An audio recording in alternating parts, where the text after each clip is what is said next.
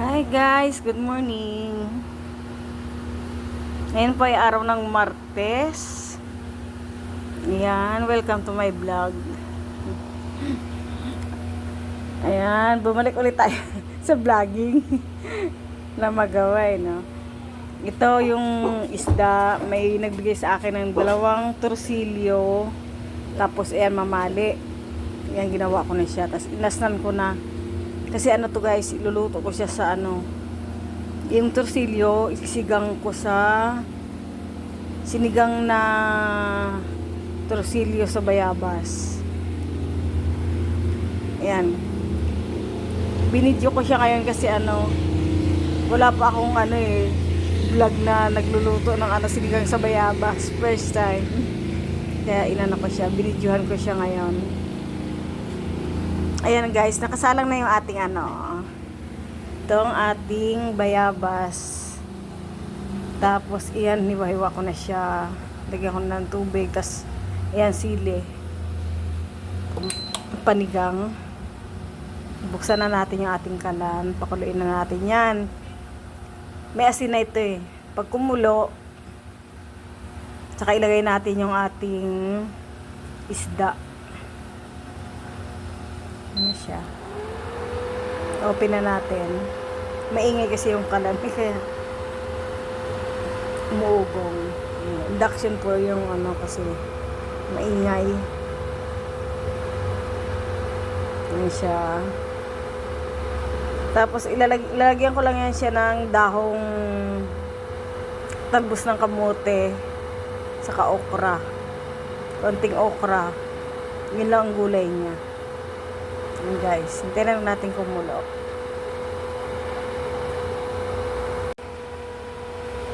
Ayan guys, kumukulo na yung ating bayabas.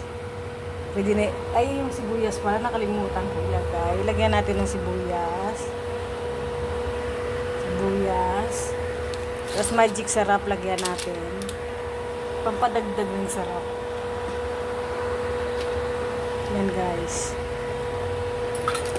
Haluin na muna natin.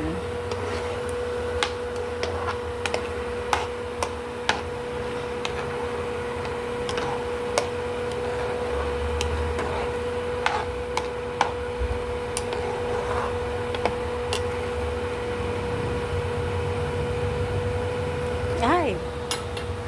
Umusok. Guys, sige, kulo pa ng kulo. Para yung lasa ng bayabas lumabas. Kailangan natin siyang pakuluan ng gusto.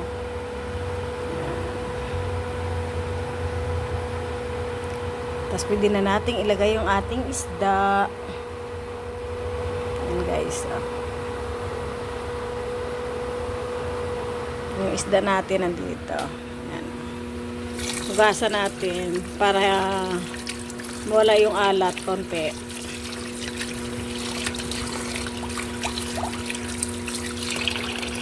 Ayan. Lagay natin dito sa ating kumukulong puro torsilyo lang. Yung ibang isda, yung mamali, pirito na lang natin yan. Ayan guys. Diba? Nahilo ba kayo sa video ko?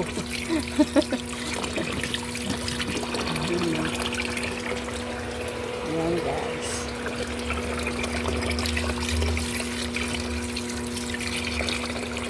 Medyo nakakahilo ba? Ito guys. Diba? Yan ang ating sinigang sa bayabas. Yung buntot, di ko na isasama. Saka itong mamali, ipipirito ko na lang yan. Ayan guys. Ito lang yung gulay ko.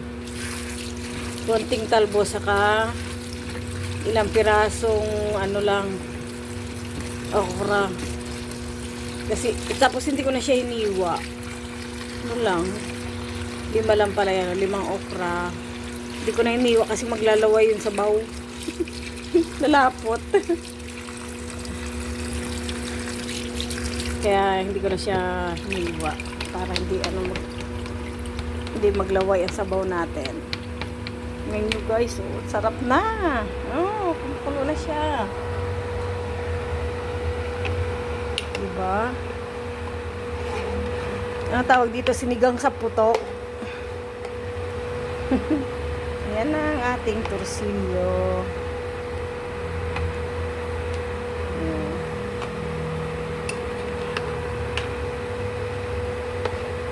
Ako isang ulo lang. Ang paborito ko ulo sa isda.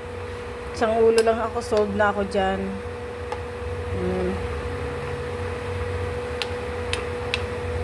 Ayan, nakatikim tayo ng ano. Ito guys, pag hindi maasim, pwede mo siya lagyan ng panigang. Yung ating mga instant na panigang, pwede yung lagyan.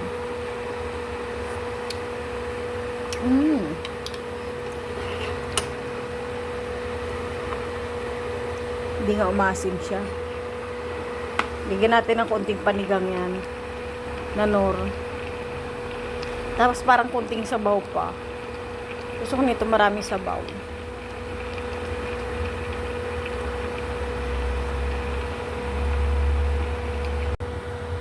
Then guys, lagyan natin ng ano, pampaasim kasi ano, hindi siya maasim. Lagyan natin ng tamarind. Walang asim yung bayabas natin, matamis.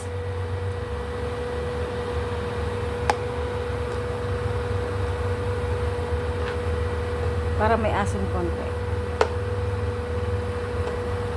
Guys,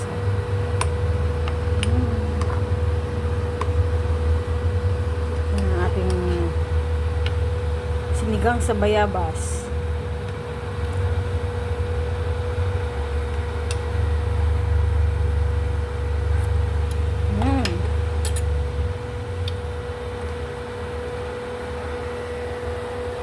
Ito na, maasim na. Tapos lagay natin itong ating gulay. Yan o. Ang ating talbos saka okra. Yan lang gulay niya, konti lang. Ano lang naman to, design lang, hindi na makakainin niya. Ako lang mahilig dito. Yung anak ko hindi kumakain ng ano, sinigang na isda. Pero ito lang gusto nila, bangus pa na boneless. Yan lang kinakain nila. Ito, walang kakain, ayaw nila. Sa kanila manok. Kaya malapit silang tumbuan ng pakpak. Yan. Yan guys, oh. Pakuloy lang natin. Hintayin lang natin maluto yung ating mga gulay, yung okra natin. Ayan, oh. Okra na 5 piraso. Hindi ko na siya hiniwa. Buo na lang. Para ano. Di ba ang ganda guys? Wow. Parang totoong-totoo na. Totoong-totoong cook. Yan na. Hanggang dyan na lang yung ano natin, video natin guys. Thanks for watching. Kung gusto niyo rin mag-subscribe kayo sa ano ko, sa vlog ko. Yung vlog ko na walang subscriber. 50 mahigit lang yata yung subscriber ko. Okay lang naman yan kasi ano na lang, nag-enjoy tayo sa ano sa pagbibideo.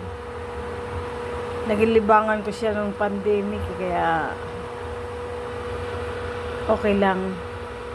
Ito lang subscriber. May mga nanonood din naman. And guys, thank you. See you in next vlog. Bye-bye.